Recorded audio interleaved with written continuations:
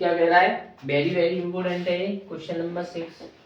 जो इंपोर्टेंट सवाल है थोड़े से देखना। The length of A tangent from a point A distance 5 centimetre from the centre of the circle is 4 centimetre. ये क्या कह रहा है, एक पॉइंट ए है, वो सेंटर से कितनी दूरी पर है बेटा, सेंटर यानी केंद्र से 5 सेंटीमीटर की दूरी पर है।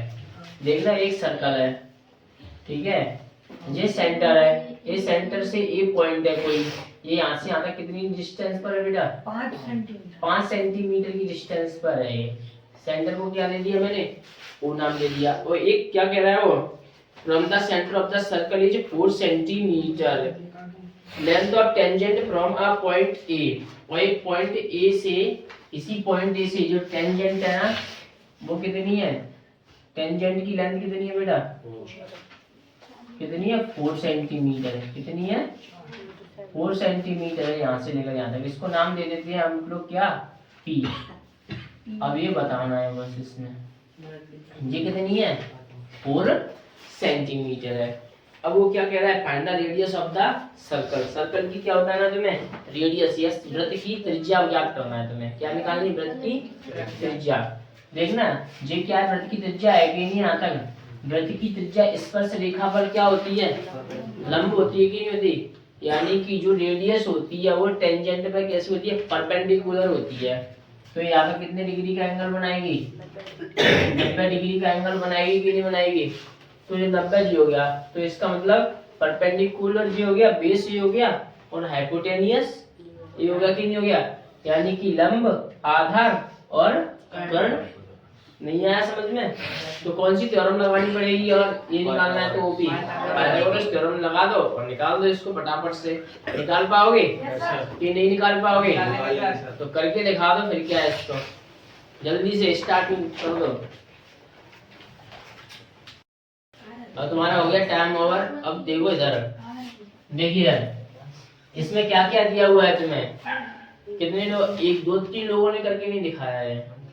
तो मुस्कान तेरा भी नहीं आया, वरना सबका आ गया। देख इधर दिया है, गिवन गिवन दिया है, एकदम सिंपल सवाल था। अगर जिसको ये सवाल नहीं आ रहा तो इसका मतलब समझ लो कि तुम्हारी स्थिति क्या है, ठीक है। मेरे हिसाब से सब पूरी क्लास का ही आ गया है आंसर, तो इसी का रह गया है अकेला। हाँ ठीक है, अच्छा है, शाबाश, वेरी गुड। देखो इधर ए पी कर लो, कितना आ जाएगा, 4 सेंटीमीटर। ए ओ कितना दिया हुआ है, 5 सेंटीमीटर। अब मुझे फाइंड क्या करना है बेटा, फाइंड क्या, सिद्ध करना है। क्या सिद्ध करना है, सिद्ध करना है क्या, radius of the circle, radius of the circle, radius of the circle, यानी कि वृत्त की त्रिज्या। वृत्त की त्रिज्या फाइंड करना है मुझे। देखिए इधर वृत्त की त्रिज्या क्या है, ओपी है कि नहीं है। तो देखो हल करते हैं, solve. In triangle A O P, in triangle A O P यानी त्रिभुज ए ओ पी में क्या लगाना है, Pythagoras, using by Pythagoras,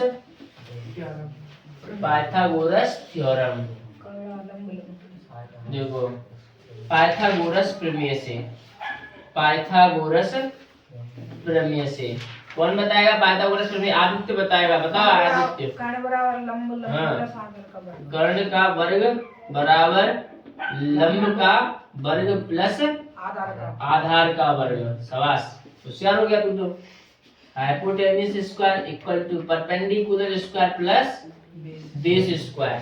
hypotenuse यानी कि ये हाइपोटेन्यूज कौन सा है, इसमें एओ है कि नहीं है, मेरा एओ हाइपोटेन्यूज क्या है, एओ, क्योंकि इस पे ये तो लंब है ना सीधी सीधी, तो अब की साइड ये बची, ये हाइपोटेन्यूज होती है कि नहीं होती, इसमें एक आधार होगा और एक लंब होगा, यानी ये परपेंडिकुलर होगा, एक बेस होगा, और बचा कौन पे, तो ये तो हाइपोटेन्यूज होगा कि नहीं होगा।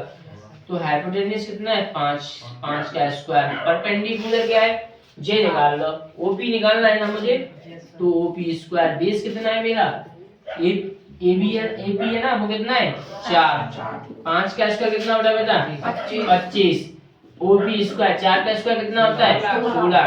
25 प्लस का लगा के माइनस का OP स्क्वायर, 25 में 16 गया तो 9 OP स्क्वायर, यहाँ से स्क्वायर हटाऊंगा तो इधर क्या लग जाएगा बेटा स्क्वायर रूट, तो OP इक्वल टू कितना आ जाएगा रूट 9 में से गया तो कितना बचेगा 3 सेंटीमीटर, OP इक्वल टू कितना आ जाएगा 3 सेंटीमीटर। तो लिखिए सो द रेडियस ऑफ